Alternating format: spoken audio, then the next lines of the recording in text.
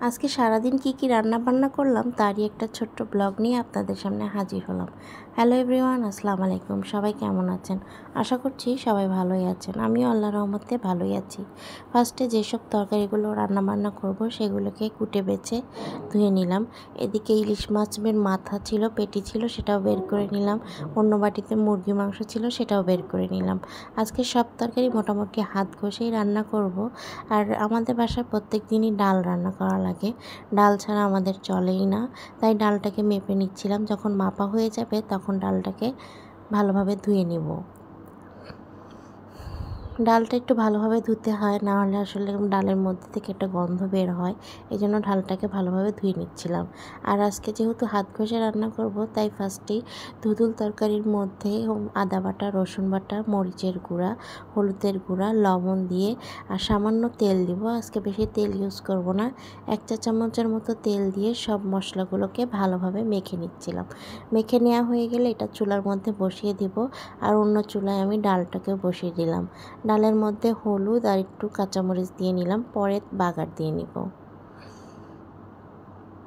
যখন মশলাটা কষানো হয়ে যাবে তখন এই যে ডালটাও বাগার দিয়ে নিলাম আর ধুতুলের মধ্যে পানিও অ্যাড করে দিলাম।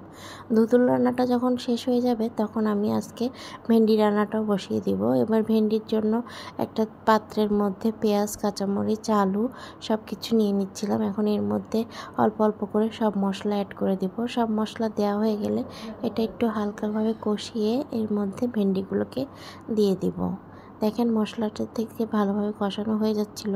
যখন ভালোভাবে কষানো হয়ে যাবে তখন এর মধ্যে আমি ভেন্ডিটাকে অ্যাড করে দিলাম। এবার ইলিশ মাছের মাথা, পেটি এগুলোকে ভালোভাবে ভেজে নিচ্ছিলাম। এটা আমি আজকে ওল দিয়ে রান্না করব, তাই আগে মাছের মাথা আর পেটিটাকে ভালোভাবে ভেজে নিচ্ছিলাম। আর ভেন্ডির মধ্যে দিয়ে পানি দিয়ে দিলাম যাতে ভেন্ডিটাও রান্না কমপ্লিট হয়ে যায়। এক এক করে আমি সব রান্নাগুলোকে করে নিচ্ছিলাম। এদিকে মাছ ভাজিটাও হয়ে গেল। এবার ওল তরকারিটাকে ভালোভাবে হাতে কষিয়ে নিচ্ছিলাম। যে মশলাপাতি বাদবাকি তরকারিতে দিয়েছি সেই মশলাপাতি একই ওলের মধ্যেও অ্যাড করে দিলাম। যখন অ্যাড করা হয়ে যাবে এখন আমি ওলটাকে ভালোভাবে কষিয়ে নিয়ে এখন এটার মধ্যে পানি অ্যাড করে দিলাম। এদিকে আমার ভেন্ডির চচ্চড়িটাও হয়ে গেল সুন্দর মতো। আর ওলটা আজকে আমি ইলিশ মাছ দিয়ে রান্না করব। ওলের মধ্যেও পানি অ্যাড করে দিলাম। এখন ওলের মধ্যে আমি যেই মাছগুলোকে ভেজে রেখেছিলাম সেই মাছগুলো এক এক করে আমি এখন ওলের মধ্যে দিয়ে দিব। মাছগুলোকে এক এক করে সব বিছিয়ে দিচ্ছিলাম। মাছগুলো যখন বিছিয়ে দেওয়া হয়ে যাবে এবার অন্য চুলায় আমি মুরগির মাংসটাকেও রান্না করে নিব। মুরগির মাংসের জন্য আমি মশলাটাকে আগেই কষিয়ে রাখলাম। কষিয়ে নেওয়া হয়ে গেলে এখন এর মধ্যে মুরগির মাংস যেগুলো ধুয়ে রেখেছিলাম সেগুলো এখন এর মধ্যে দিয়ে দিব। এই দেখেন এখন মুরগির মাংসগুলো এক এক করে দিয়ে নিচ্ছিলাম। এখন মুরগির মাংসটাকে আলু আর ওই মশলার সাথে ভালোভাবে কষিয়ে নেব।